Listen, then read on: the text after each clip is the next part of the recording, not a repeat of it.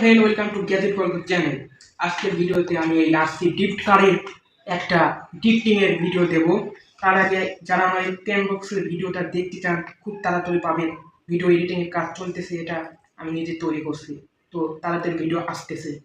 তার আগে এই পড়শি গিফট কার্ডের গিফটিং ভিডিও এখনই দেখুন। তো গিফটিং করার আগে কন্ট্রোলারটা এভাবে ধরতে এবং সামনের দিকে পেস করতে হবে। এই দেখুন, তো অনেক পরিমাণ নয়েজটা শুনুন একবার।